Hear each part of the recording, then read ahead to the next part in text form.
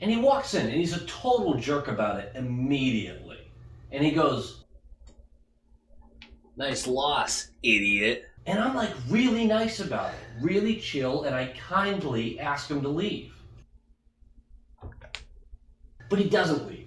And he has the audacity to look me in the eyes and say, "Sounds like somebody's got a case of the Mondays."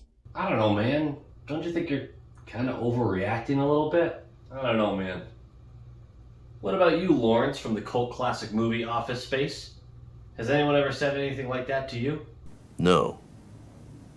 No, man. Shit, no, man. I believe you get your ass kicked saying something like that, man.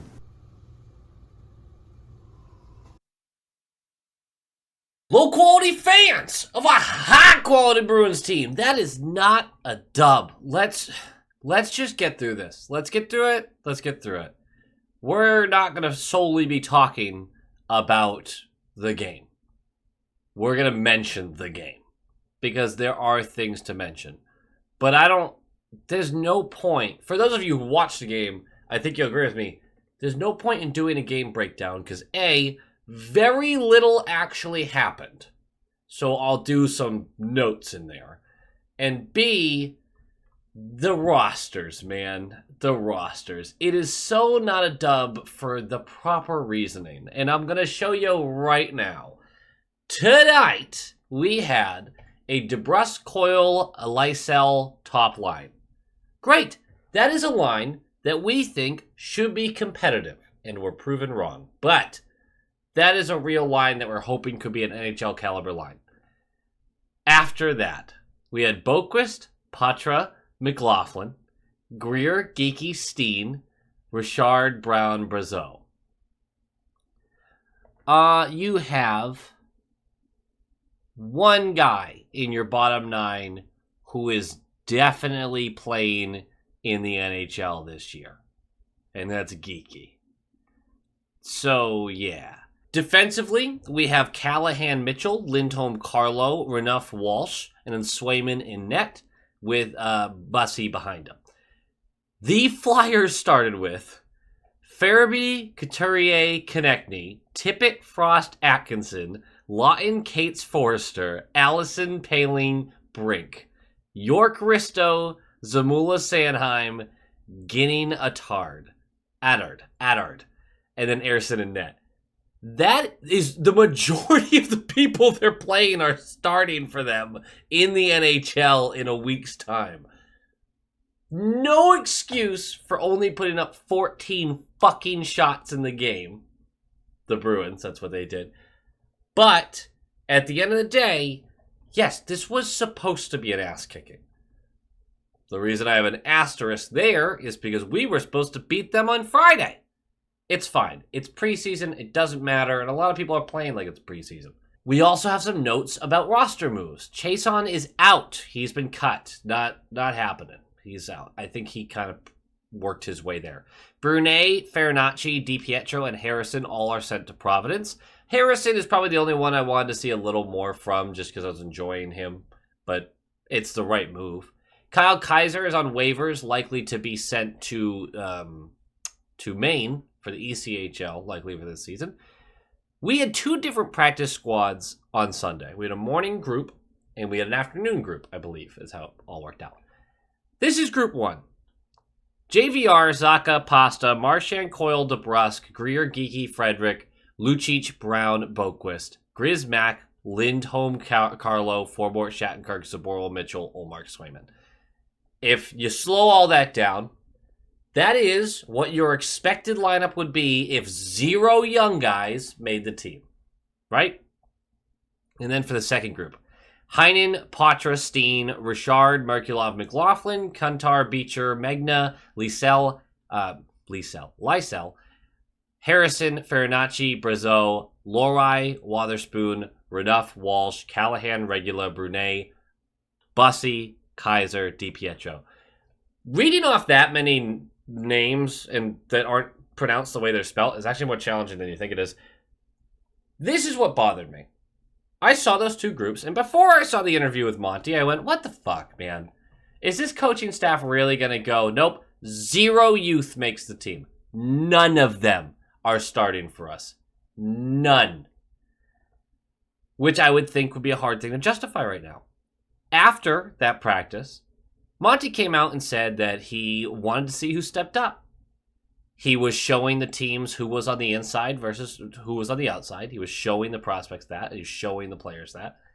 And he wanted to see how they responded. I get it. And I know some people are like, doing some coaching. Excellent. Light a fire under their ass. Some people will fade away and they just don't have it this year. And some people will step up to the challenge. All well and good. Here's my problem. To say that Brown is on the inside and Beecher isn't right now is kind of nuts to me. This isn't even about Patra, who is like our golden boy right now. We'll have a different conversation about him. But to say that Boquist is your guy in pencil right now rather than Steen or McLaughlin is surprising. To say that Forbort and Zaboral and Shattenkirk are all in your top 8 and Lohrei hasn't done enough to be even your 8th best defenseman right now is hard to justify to me. I get that you're trying to light a fire under their ass, but it also sends another message. You not only have to be better than these guys, these veterans, you not only have to be better than them, you have to be far and away better than them. You have to be immaculate compared to them. Because the names I listed have been outplayed, outperformed by their younger compatriots. I have no clue why you would send the message to these guys that, hey, anyone who's on the youth movement, you're still second class right now. When, as far as I can tell, that doesn't seem to be the same thing play-wise. I get the message. I'm not against the message. I think the execution could have been a little better. It is preseason. There's still 2 games to go. There are still changes that are going to be made. This was the game where I had mentioned it earlier, which worries me a little bit. I had mentioned a couple of days ago, we're going to have a game where it's almost all players who won't be making the team. Almost all players who won't be making the team. And there's a couple of the guys, I'd be surprised if they weren't at least to the end of camp. We'll get there. We'll get to like, comment, subscribe. Nailed it. Let's talk about this game. Puck drops!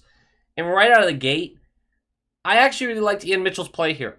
3 minutes in, Mitchell makes a really nice pinch down the boards, ends up turning it over with too hot of a pass to, I believe, Richard is who he was trying to hit. Turns into a 3-on-2 the other way. Renouf overplays the strong side, puck side, and that leaves Sanheim for a 1-on-1 with Sway, who stones him with the low pad, and Sway looks locked in immediately. And then, like 10 seconds later, Richard's going to go for high sticking. To the penalty kill we go. It's a good kill, largely because of McLaughlin and because of Swayman. We take that. And then 6:26 in, Lysell with a blatant high stick. And it worries me because what did we see last year at the World Juniors? Once he started to get frazzled, little razzle-dazzled, he just started swinging that stick, throwing high hits. He gets aggressive, which I get it, but you are trying to make an NHL squad lock it the fuck in. We can't have the tantrums on the ice. This wasn't a tantrum by any means, but it was a very stupid penalty. It's just an obvious one. Anyway, we kill it, which is great. 5:44 left, hooking on Couturier. We're going to the power play. In 34 seconds in, it's great puck movement and puck retrieval. Coyle and Geekie win a puck battle. They push the puck up to Patra, who's able to then feed it up to DeBrusque, who's at the top of the slot. He's going to send it right back to Patra, who takes a moment, and he gets his eyes. He shifts his eyes towards the net, then shifts his eyes over to the opposite circle. And it draws both defenders in, and that allows him to then dish it right off to Coyle to the right of the net, and he's going to behind the back no-look pass it to Geekie, who's alone in the slot for a chip-in high glove. It's 1-0. Shocking me, because we're supposed to get toasted, just ragdolled in this game, but we have a lead. Hey, who knows? Maybe we'll pull off a preseason upset. You love it. Power play goal. You take those. With 2:58 left, Patra goes for hooking. A little overzealous in a board battle. We're going to the penalty kill. We kill it. And the first period's fine. It's fine. We've got a lead. We feel good about it. And then the second period starts. And everyone fell apart. Almost everyone. Minute and 10 in, Flyers showing that hustle after a lengthy shift in our zone.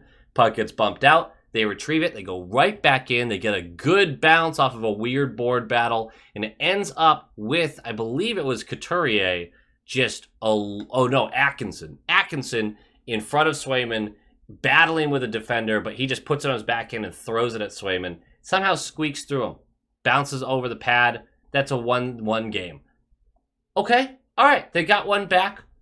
Just keep the good vibes going. The good vibes would not keep going. Less than a minute later, Flyers heavy forecheck, create the turnover. Konechny gets the puck in the left circle and somehow beats Swayman with under the left pad-ish. It's very odd. He got a piece of it. He's going to want that one back.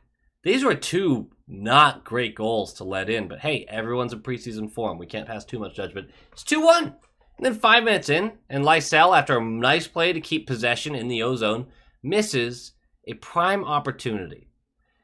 No, he didn't have the puck on his stick at this point. No, it wasn't a pass that had a wide open net, anything like that. Nope. He had gotten the puck back down the boards, and I believe it was Coyle battling for it to the wall. And Lysell stayed up at the blue line with a Flyer player directly in front of him. And then the puck skidded across through the slot where no one was. And I have no earthly idea why Lysell was just standing up at the blue line during this battle. He wasn't close enough to offer coverage. He was behind a Flyers player, so even if the puck went his direction, it was going to get intercepted. There was nothing about this that made any sort of sense. Except for, it is a diorama. You remember when you used to make those in school for projects? It was a perfect example of why he's not making an NHL roster this year. Doesn't move his feet away from the puck. He's not thinking the next play. He's not thinking the game. I'm not out on Lysell. He's 20 years old. It takes time. He has top 6 upside. But he is not competing for a roster spot anymore. This was it for him for this season. Now, does that change in 2 months' time? It certainly could. But we're not there, and he's not ready. And that was a perfect example why. You can't survive in this league without moving your feet to get open to create more. Unless you are out of this world talented. And even then, it just gets that much harder. So, big issue with him. Big issue. There's a few issues there, though. 7:32 in. Brown is going to go for tripping to the penalty kill. We're going to kill it. A penalty kill was pretty solid for this one. Paling for interference with 9:03 left. We don't do anything with that power play. And then with 4 minutes left, we're getting caved in every way, shape, or form. But it's great puck movement by the Flyers. They get the puck up to Attard. Why do I keep wanting to say Attard? Attard, who is top of the slot, and he's going to hammer this one on net. Might have taken a deflection, beat Swayman blocker side, through bodies. It is 3-1. End of period that way. And the third period, this is what really bums me out. Third period, very, very, very little battle to win this game. Poitras showed up. Don't get me wrong. He fought the entire third for every opportunity. I just can't say enough about this kid. Really, really good. But there just wasn't enough from anybody else. It's a preseason game, and people treated it that way. It doesn't set good habits, though. I don't mean everybody was dicking around, but just not a lot of chemistry, not a lot of puck movement, no one winning races. Really not good. 4:22 into the third. Cates is going to go for holding. We're going to the power play. Nothing doing. And the only other note I have, 2.2 seconds left. Enough is going to go for holding. We kill off those 2.2 seconds because what? I don't know. That's all my only notes for the third. It was nothing. There was no pushback. There was a couple shifts where like, oh, there's a chance. Whatever. Brutal. It was supposed to be brutal. But let's talk about a couple hard truths. Let's talk about a couple here. A good hard truth is Ian Mitchell has looked really good. He needs to work on a lot of defensive aspects of the game, but he's been strong, and he might be a really interesting 7th D. That's an easy truth. I don't know why I call that hard truth. I'm a lot of gin and tonics in. Whatever. The hard truth. Lysell, as I mentioned, just ain't ready, man. But to those of you who are like, might be time to deal him, might be time to move him, and I had this conversation on Twitter, and it's just, we're not there at all yet. He's 20. He's 20. I think people are poisoned oftentimes by other sports and basketball, the one and dones. It's a different sport. It's a different path. Hockey's different. Football, the 3 years in college, they come into the league and they're 21. They're 21, 22 years old, and they still have a couple more years of advancing. Hockey just takes time, is what I'm trying to get at. Lysell needs time. He should not. I wouldn't be surprised if they sent him back to Providence immediately. He should not be involved further until he just needs more time. An easy truth. Patra has earned a stay till the end of camp at the bare minimum. And in my opinion, I think he's earned some NHL minutes. Now, he's about 180 pounds. He's a small guy, and we've seen him take some lumps. The reason I have zero fear about this is because he gets back up and continues to fight. This is a guy you're not worried about knocking his confidence down. You're telling him, hey, this is real early. But give him a couple games. Screw it. And give him to him on center. Let's just see it. Let's just see it. Why not? This year is going to be a weird year anyway. I say we give him a couple of games as the 3C, somewhere around there. We'll see how that goes. I don't think they're going to do that. But it would certainly make the first week of the season very interesting. I do want to point out, though, he's 19. And the reason Bergeron was able to play on the Boston Bruins as a teenager is because the Boston Bruins fucking sucked. They were bad. They were a bad team. They were a really bad team. So that left space for Bergeron as a teenager. It's going to be harder for Patra to play in the NHL as a teenager because the Bruins aren't expected to suck. There's a difference there that I think some people are ignoring. I won't lose my mind if Patra doesn't get NHL games. He has earned the right to stay till the end of camp, though. That he has earned. Brown, hard truth, has earned getting cut. Send him to Providence. What are we doing? The guy's been bad, slow, clunky, good in the dot, decent defensively, bad at puck retrievals, bad at moving the puck up ice. Beecher just fills those same holes plus some. I don't even understand why we're still playing this game and acting like Brown is on the inside and Beecher's on the out. I don't understand that at all. Lindholm looked a lot better this game, and McLaughlin looked really good. In pockets, looked really good this game. There are good and bad to this one. It's just so easy to get frustrated with the way that some of these players are being approached. Tomorrow, we're going to see Lohrei in the game, I assume. We might see Patra again, just based off his performance. I doubt we see Lysell.